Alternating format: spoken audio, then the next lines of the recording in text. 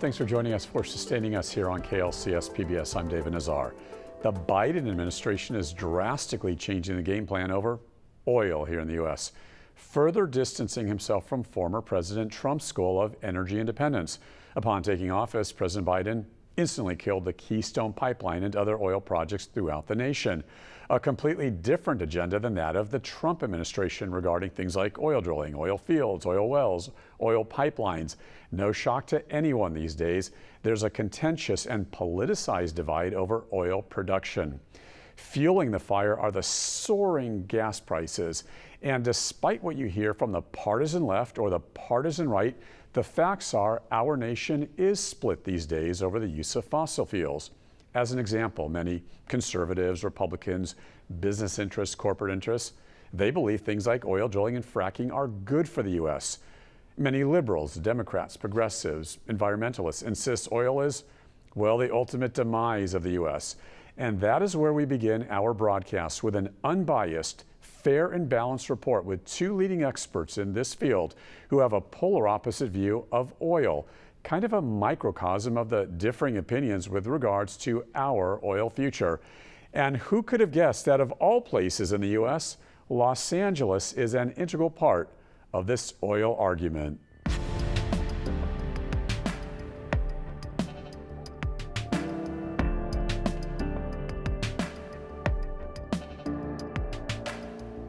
In the U.S., oil production is often identified with places like Texas and the Gulf of Mexico, North Dakota, or Alaska.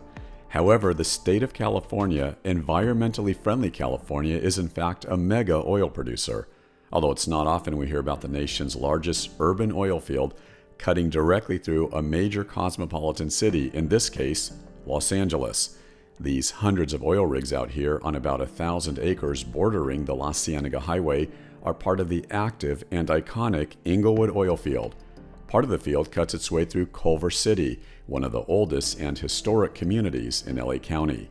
As neighbors, Culver City and the Inglewood oil field kind of evolved together.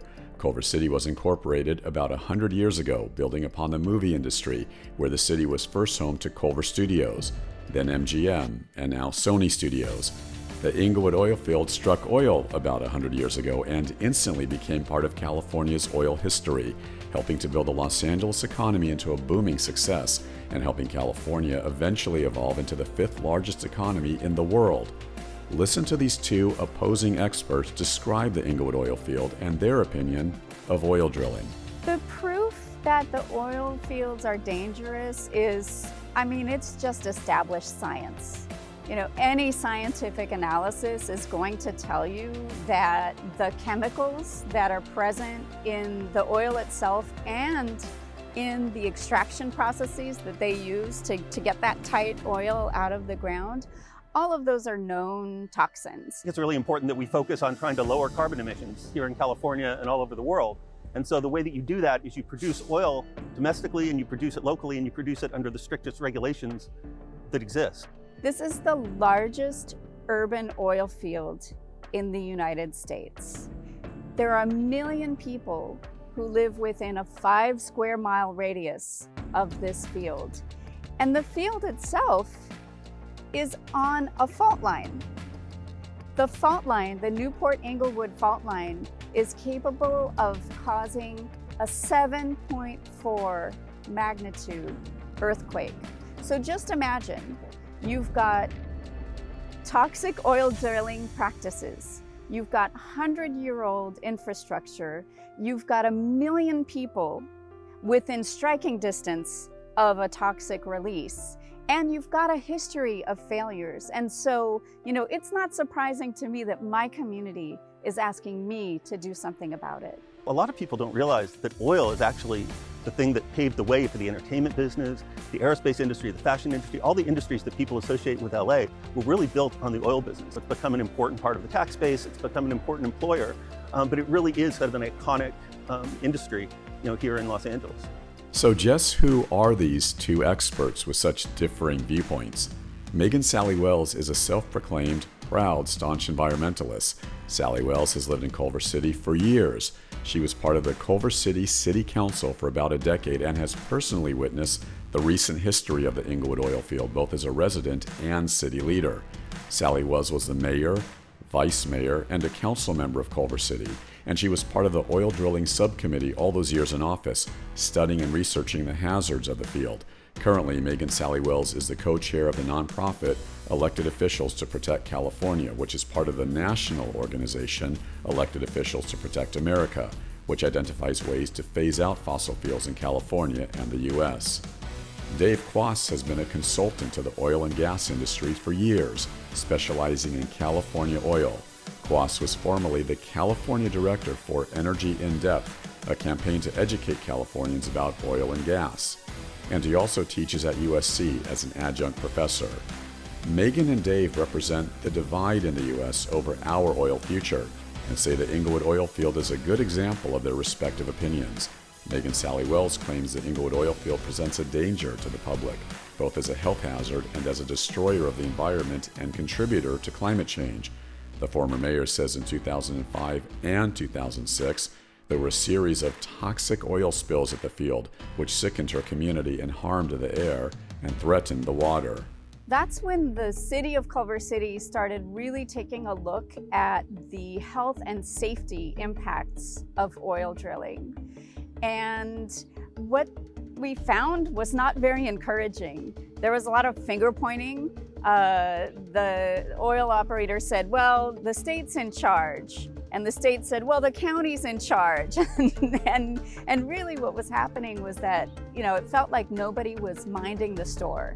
So that's when Culver City, with the help of the county, implemented stricter regulations over oil drilling at the Inglewood oil field in an attempt to make sure some government agency was taking control of the situation to safeguard neighbors in the surrounding communities. Those more stringent rules included things like banning intense oil drilling, distancing the oil wells from homes, parks, and schools, implementing mandatory electric drilling rigs as opposed to diesel rigs, and no construction of new wells. And yet, Sally Wells says these precautionary measures could not prevent more spills in the last few years. On Thanksgiving evening in 2018, there was a toxic release where these tanks overflowed and all the safety mechanisms failed. There was basically like a toxic cloud of contaminated air that was reaching people's homes. This stuff isn't legal, right? You can't just pollute like that. And the toxicity that was in the air exceeded all compliance. So it was a big failure, and we just keep seeing these failures over and over and over again. And then in 2019, Sally Wells says more trouble. There was oil running down into the drain pipe just up the hill here. And basically, one of the old pipes got this hole in it, inexplicably. And so the oil started running down, right down the way is Buyuna Creek. This is a creek that ends up in the Pacific Ocean. It was really a rush against time to make sure that that oil didn't make it down into the waterway and into the Pacific Ocean. For about a decade, Sally Wells and her Culver City Council colleagues have been trying to mitigate this situation and decide exactly what to do to prevent another health hazard or on-site oil spill. Megan Sally Wells says they've been listening to thousands of angry Culver City neighbors, and the solution is finally clear. What we've done is we've been talking to our community about, how to make this safe. And the answer, how to make it safe, is not to have it at all. And that is where Culver City is at today. An all-out effort to rid the city of the 100-year-old Inglewood oil field once and for all, and replace the field with a great park comparable to Central Park in New York, comprised of open space, green space, parkland, hiking trails, sports fields, just no oil, because Sally Wells believes there is no necessity whatsoever for oil, especially since Culver City is now a 100% renewable energy city, with things like getting its residential renewable energy from the Clean Power Alliance, having solar panels everywhere, and using electric city buses. And she insists there is no place for oil drilling in her city or anywhere else in California or the U.S. They're pumping about nearly 2 million barrels a year in the Inglewood oil field. Right now, production is lower because of the pandemic, and there's like a reduced demand for oil, worldwide. In fact, the barrel of oil went negative. And then there's the experience of our residents as well. And, as the council member, former mayor of Culver City, I'm the one on the front lines listening to the stories of cancer clusters, of several moms, young healthy moms on a same block getting miscarriage after miscarriage. These types of stories, when you're an elected official and a mom, by the way, you listen to them, and I can't lead this city without listening to those voices. Dave Quast says he also listens to the voices of the people throughout California and the U.S. who disagree with Megan Sally Wells and her opposition to oil. And Quast says he hears them loudly and clearly because Quast says oil drilling can provide a great benefit. California, even though it's a major energy producer, actually imports more than half of the oil that we produce. And we import it from places that have much laxer environmental, labor, human rights standards than we do. So if we produce our oil here, which we need, we should actually be producing more of it, not less, in the short term, because that actually reduces global carbon emissions, and that's what we should all agree is important.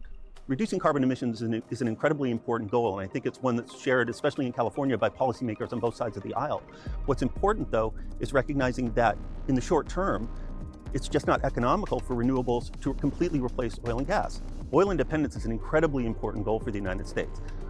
When we import oil, we're importing it from places like Russia, like Saudi Arabia, places that don't have even a smattering of the safety, labor, human rights, or environmental standards that we do. So we're actually exacerbating the carbon emissions problem when we import oil. And don't forget, we're also having to bring that oil over either via pipeline or via ship, which also carries inherent potential issues as well. So domestic production and energy independence is a really important goal, both from an economic but also a national security point of view.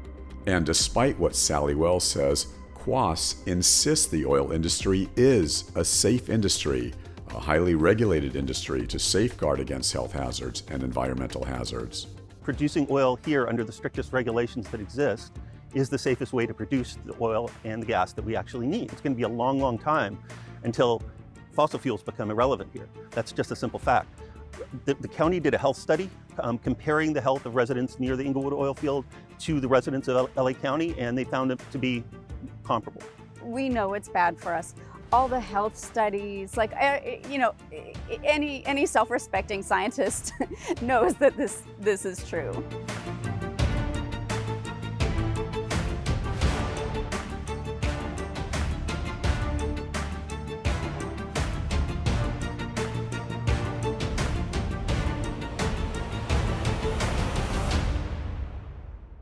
And joining me now to discuss this further is David Colgan. David is with UCLA's Institute of the Environment and Sustainability. He is an author and teaches science communications.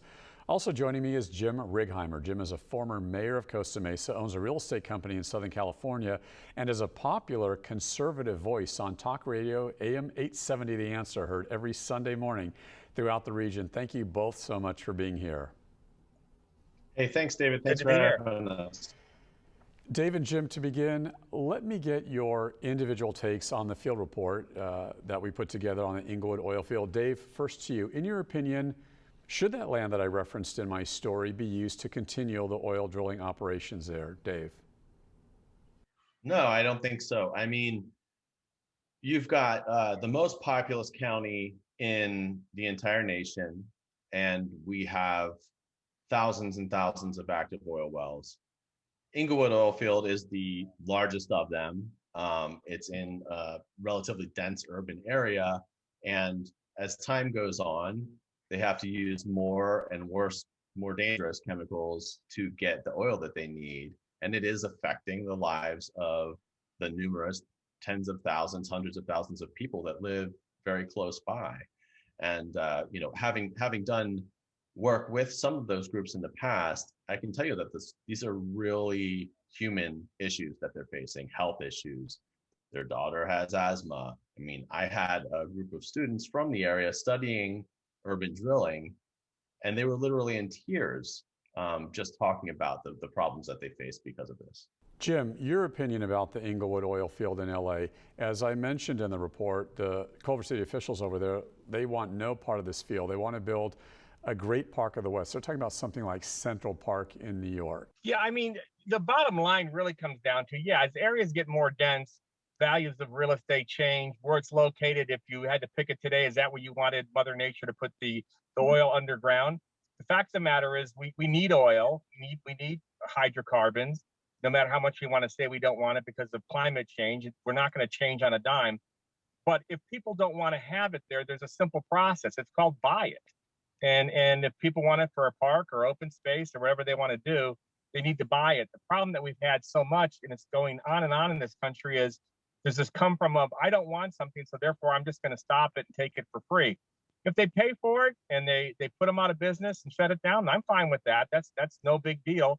Obviously, the land is extremely valuable to the community, to the town, to the county, and there can be dollars raised in order to do that. But the whole idea of we're just going to shut it down because we can, because we somehow have the votes to do it, maybe you can get it done, but it's just not the right thing to do. In this country, private property rights matters. And we have to balance that with the impacts those projects do. But on the other hand, if you're to say just shut it down, you need to buy it. Yeah, I mean, I do respect the tradition of private property in the United States. I just don't think that we've correctly valued the situation. I mean, with drilling for oil, not just because of climate change, because of all the local impacts and the health impacts, you're talking about enormous costs that the public already bears because of this industry. So if you're going to try to value that land and the extractive fuels that they take from it, you need to also include all the costs that it incurs on society and locally and globally. And I think those are enormous. And the oil companies have known about it for 40 years. Yeah, but if we can stop all sorts of things, we can stop all the ships coming into Long Beach. We know the air quality around Long Beach because of the harbor and because of the ships coming in is off the charts. Yet you'll have people say, I want to have, crystal clear, perfect air. Well, fine, then just put the shipping into Long Beach. The bottom line is that we still need fossil fuels. They still have to be used. Everybody in LA, 99% are still driving their cars. It's a highly impacted area. So I don't disagree at all that there's some economic value that gets taken out of that project because of what it's for, but it has to be bought and it has to be just figured out from party to party what that transaction is, not a gun to someone's head saying you'll sell it for $10 because we can force you to. Okay, both of you, now to the broader discussion of oil drilling and the use of fossil fuels here in California and throughout the U.S. David, begin with you.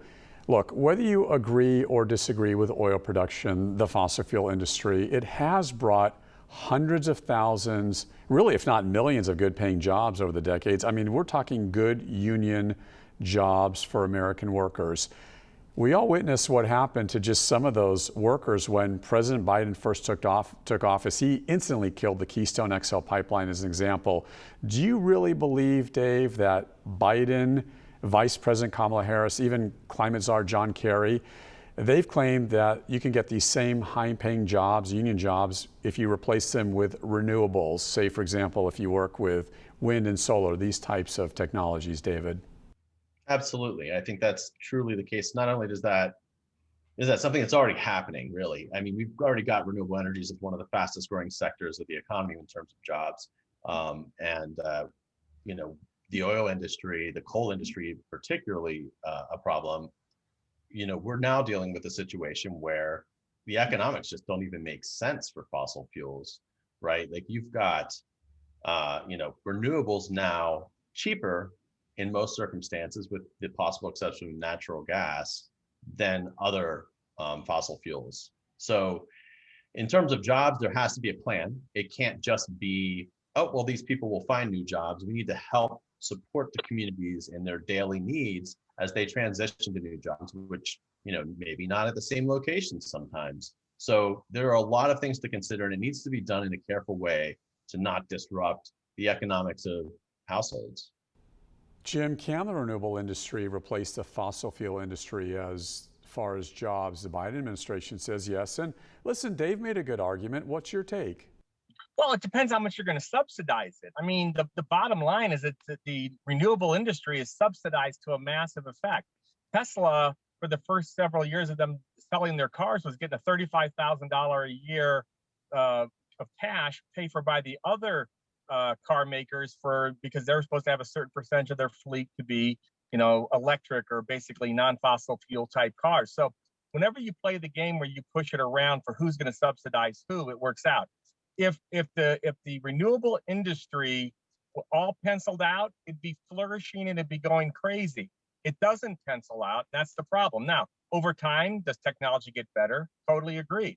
But I mean, unless we're going to do nuclear, reactors in this country, which people don't seem to want to do, that they're doing all over the rest of the world. If you're for shutting down, oil and gas, you're for blackouts. There's just not enough fuel out there for power and wind towers and all that. And when you see the kind of impacts these things do, the literally millions of acres of solar cells you're going to need out there, and then you got to build all the solar cell plants, and then you got to all the earth mining and rare earth metals you have to do those kind of things. So this whole comes from that, just because we want it. And I'm not saying we don't want to go the direction. What I'm just saying is that the math doesn't work out. Nobody's going to tell me that in northern Wisconsin there are $125,000 a year jobs hanging out there. There isn't. But now, because of the pipeline that was stopped by Biden, it shut down. What happened immediately after that? We're paying 40, 50 cents more a gallon of gas. I just paid at the more expensive station, I didn't mean to go there, $4.19 for a gallon of gas. I'm in Colorado right now where you pay $2.20 for a gallon of gas. These things have costs. And all I'm saying is you want to shift away to things, fine. But to sit there and say there's $125,000 a year jobs for oil workers or pipeline workers or those kind of people, they just don't exist. And the fact of the matter is 80% of the oil in the world is OPEC. 20% of it is the rest of the world and basically us in the United States. And so oil and gas is still going to be produced until they can bring the cost of electric cars down. And remember, we got to put a whole new grid in. Look what's happening with power. We haven't even plugged all the cars in yet, and our grid in California can't handle what we have to do. And then where's all that power going to come from? Let me respond to a couple of things. I think the first thing that caught my ear was the subsidies, which we know that the oil industry is subsidized to the tune of $80 billion a year in the United States. Oil and gas companies, fossil fuel companies, donating millions and millions of dollars almost exclusively to the Republican Party. And that causes the Republican Party to promote policies, regulations that are not in line with their voters, according to Pew Research. Even according to Pew Research, a supermajority of U.S. voters, both parties, think that we're not doing enough on climate change. Even within the Republican Party, about half think we're not doing enough to promote renewable energies. And that's the entire Republican Party. When you look at individual demographics more specifically, and you look at the future of the party, young people, women, and other people that are becoming part of the Republican Party, the numbers are actually even more drastically in favor of renewables. So this is a place where you're looking at political donations interfering with the will of the people, and that's just not democratic. David, I don't believe there's anyone out there who denies climate change exists. We all have to believe in the science, follow the science, certainly. You could even argue that we do have to wean ourselves off fossil fuels, Dave, yet many say this is impractical. For now anyway. The progressives are saying the sky is falling within a decade if we don't stop oil consumption and fossil fuel usage now. Is this really practical? Well, thanks for the short-term memory jog. I appreciate it. That was another part I wanted to respond to, Jim's comments. And yes, we're not going to ever, or at least not for the foreseeable future, be completely free of fossil fuels. So especially when you're talking about things like heavy industry, like these are industries and sectors that are going to require airplanes. Like the best we can do is shift to biofuels for now. In the electric car market, however, what have we done? We've subsidized the purchase of cars largely, but we haven't built out the infrastructure to support them. So who can afford electric cars? Well, it's the people that are least using them, right? The people that can that live in places where they can charge it, not in a rent-controlled apartment where the landlord won't let you put up a charger, something I've experienced personally, or anywhere in the city where people are more dependent upon public infrastructure simply because of the density of a city. And taking it even a step farther, looking at the rideshare industry, right? These people are doing the most miles, right? We should subsidize them, right, to have electric cars, because electric cars do pay off in the long term, but it does take a while at this point, right? It takes 7 to 10 years. I think the other aspect of it is that electric cars are becoming more and more efficient, and we're looking at, GM or Chevy and some of these other American car producers now starting to make much bigger commitments towards producing an electric fleet, or a more electric fleet. Finally, David and Jim, how can a liberal and a conservative such as yourselves find common ground on this issue, really for the good of the United States? And how can we all talk together? How can we work together so this is a win-win situation, so we're not so politicized, polarized, we're not so divisive over oil drilling? Yeah, I think the first thing to recognize is that Republicans were the original environmentalists largely in the 70s as they passed the Clean Air Act and expanded our public lands. So this is not something where we can't come together. And as I said earlier, the voters of both parties are heavily supportive of this transition. I think the other thing, though, that is really important is that we can't face an existential threat with business as usual. It doesn't matter how great an economy is doing if the entire world around us is disintegrating, and we depend upon that world for everything. So the idea that we can just treat this as another issue, I think, is a little bit absurd. It's like, why are we talking like that? This isn't just bottom lines. The bottom line is we have to protect the earth that we depend on. And I know that sounds a little cliche, but that's really what it comes down to. First off, it matters that we're talking like we're talking right now on your show, where two sides can give back their points back and forth in a respectful way. We're not canceling each side out. We're saying, how do we get there? And in the communication, talking back and forth, we may disagree about certain things, but if we can start coming together on the issues, I don't think the world's going to end in 9 or 10 years. And if it's going to end in 9 or 10 years, it's going to end because 80% of the world is doing something that their communities and their people want to get out of third world nation, and they want to have things.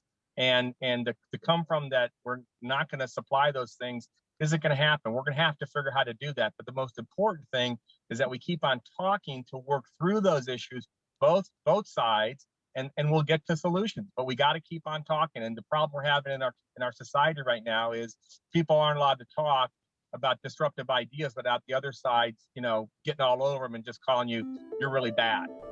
This is good to talk. Thank you so much, David Colgan and Jim Righeimer, for a great interview. Thank you both. Glad to be here. Now, for more information about our program, just click on klcs.org and then click Contact Us to send us your questions and comments, even your story ideas, so we can hear from you, and I am going to be sure to get back with you. And be sure to catch our program here on PBS, or catch us on the PBS mobile app for all things sustainable. Thank you so much for joining us for this edition of Sustaining Us here on KLCS PBS. I'm David Nazar.